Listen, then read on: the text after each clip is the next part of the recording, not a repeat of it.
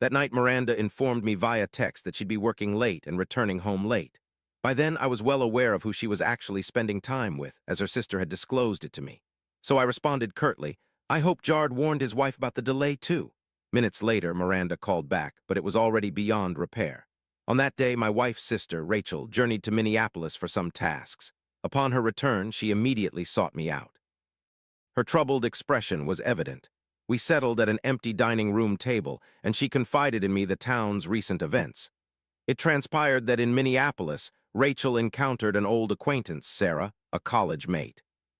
During their dialogue, Sarah unexpectedly mentioned Miranda.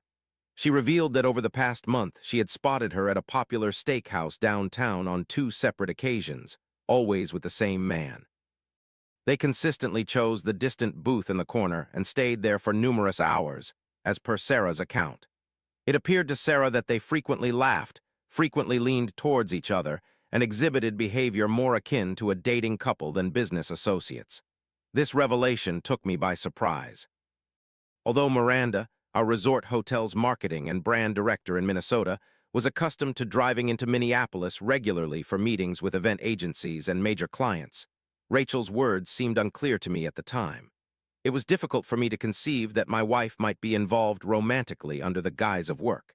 However, I couldn't make any definitive judgments. All I had was Sarah's testimony. So I told Rachel that perhaps it was one of Miranda's client representatives or hotel partners in Minneapolis.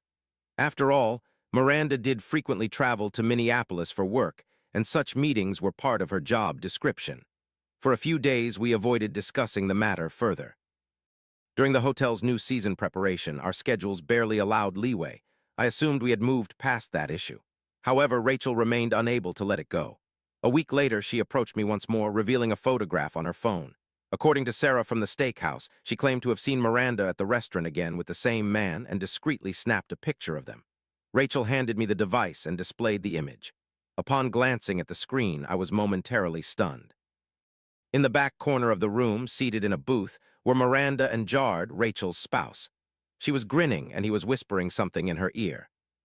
Although Jard worked for our hotel as operations director and frequently commuted to town for business, at that instant, all these facts held no significance for Rachel. That image struck her forcefully.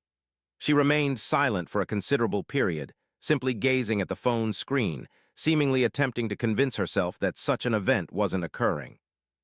In the photograph, she wasn't merely with her long-term spouse. Her husband was accompanied by her lifelong confidant, her sister. What disturbed us wasn't simply their encounter at a restaurant. It was their unusual interaction that troubled us. They seemed unusually close, which couldn't be attributed to an ordinary work meeting. Their looks were excessively warm, their gestures overly personal, and their behavior far too casual. I attempted to reassure her, suggesting these might have been professional discussions, perhaps concerning hotel matters or business-related issues. I yearned for a plausible alternative explanation, particularly given my wife's relationship with this man we held dear in the family. However, several queries remained unanswered. Why had Miranda never hinted at meeting Jard in town? Similarly, why hadn't he disclosed it to his spouse? If these were merely work meetings, there would be no need for secrecy. Rachel and I opted against causing a commotion over a solitary photograph. Instead, we began to observe their behavior more carefully within their home environment. A typical morning at the hotel found us both preparing for work as usual. Miranda urgently needed to reach the city for an appointment with an event agency and asked me to inspect her car. For 2 consecutive days, a mysterious warning light had illuminated on her dashboard, causing her concern about potential breakdowns while commuting. I obtained the keys and headed to the garage. Upon entering the vehicle, I discovered Rachel's work notebook on the passenger seat, with a business card protruding from it. The card originated from Prime Steakhouse in downtown Minneapolis. Flipping it over, I noticed a brief message scrawled there.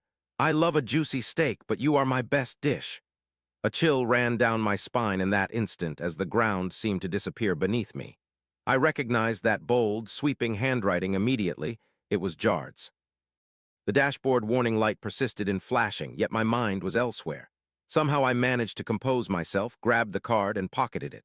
Upon reaching the hotel, I immediately presented the card to Rachel.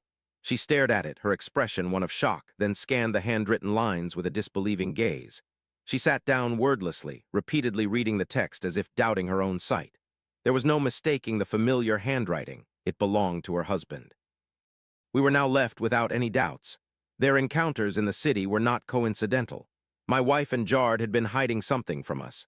This revelation came as a complete shock, neither of us anticipating such betrayal from those closest to us. We needed to confront the truth and decide how to move forward. Ignoring it wasn't an option. We couldn't pretend nothing had happened.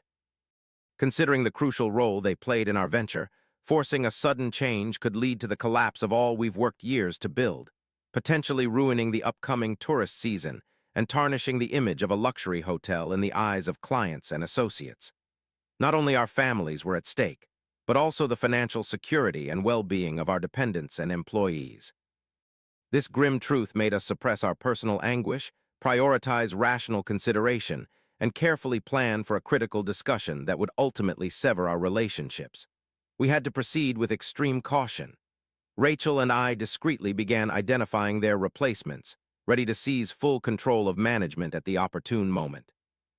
Rachel, being well-versed in our primary event agencies and having established connections with key clients, could seamlessly assume Miranda's role as brand director if needed.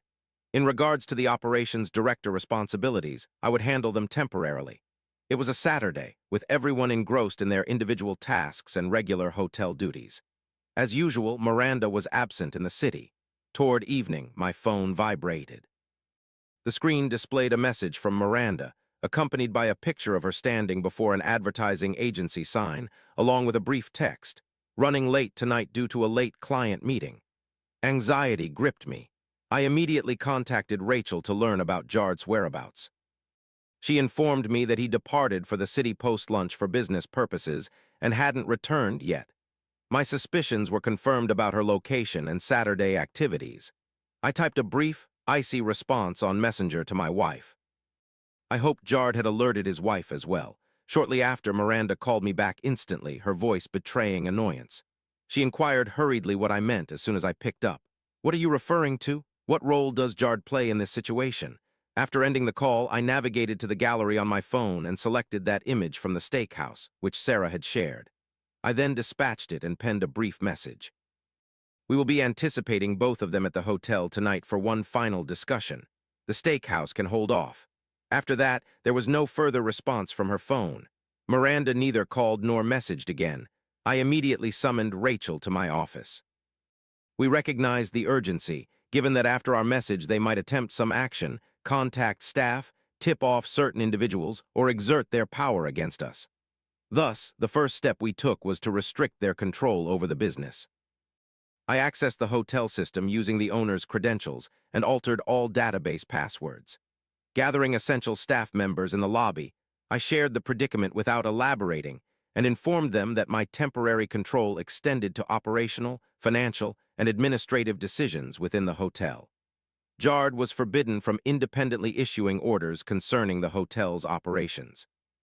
Subsequently, I disclosed another crucial development. Until the situation stabilized, marketing, client relationships, and negotiations with event agencies would be supervised by Rachel. The staff listened attentively without additional queries before returning to their workstations. Moments later, an experienced housekeeper approached me in the deserted hallway and requested a hearing. She disclosed that she had chanced upon a distressing incident a month ago.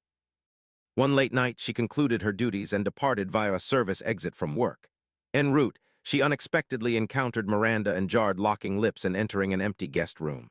They likely assumed no one was around that part of the hotel and acted freely. She initially opted to remain silent, fearing job loss or causing a family scandal. However, she now understood there was no longer any need for secrecy. I acknowledged the housekeeper's honesty. If there were lingering doubts, they were erased permanently. No more excuses were made for the clandestine activities. Instead, I turned and headed to my office. It was eventually when the front door opened that Miranda and Jard emerged, visibly agitated. It was high time to openly address what we had all kept hidden for far too long. They attempted to persuade us that we were mistaken and had jumped to incorrect conclusions. The gathering in the photograph at the steakhouse, they claimed, was just a routine business lunch during which they merely talked about current matters concerning the resort's development. Hearing their flow of falsehoods became intolerable. I retrieved the same business card from the prepared steakhouse with Jard's written line and placed it on the table before them. I clearly stated that I was far from being a simpleton. The room instantly fell quiet, and their pretentious confidence vanished immediately. Then I instructed them to gather their belongings. There was nothing left for them to accomplish in our business. This time they had no response. A few minutes later, they exited the office silently. That night, Miranda didn't return home. In the morning, she came by to collect her things. After packing her suitcase, she confronted me forcefully, announcing she'd seek her entire stake in the business legally, right down to the smallest penny. The hotel relies on my customers and my network. Without me, you and Rachel will soon understand the predicament, she warned. She slammed the door hard as she departed. 3 days later, Miranda and Jard reappeared in my office. This visit was not for apologies. Their lawyers had drafted documents, and they demanded an immediate payout of their share in the business. If not, they threatened to initiate court proceedings and obstruct crucial decisions during the peak tourist season preparations. For our hotel, this could have led to a catastrophe. Any protracted legal battle would result in loss of time, money, and damage to our reputation. Consequently, I found myself faced with a tough choice. To safeguard the business, I pledged some of the resort's undeveloped property as security and obtained a substantial loan from a Minneapolis-based bank. The funds acquired were sufficient to acquire Miranda and Jard's shares. Once all documents were finalized, they forfeited any rights to the hotel and ceased controlling its operations. After receiving their payment, they left our county permanently. Post signing the papers, Rachel and I could concentrate on the future. With the arrival of the new tourist season, Rachel assumed responsibilities in marketing, sales, and client relations, while the newly appointed operations director garnered staff admiration. The team functioned efficiently. Owing to a surge of guests and significant corporate reservations, our hotel's revenue almost doubled. This allowed us to repay the bank loan promptly. We addressed all financial matters, and the property and business remained in our possession. And thus concludes this tale. Was the ending as you anticipated, or did it catch you off guard? Gratitude to all who stayed till the finish line. Subscribe for more unspoken tales that lie ahead.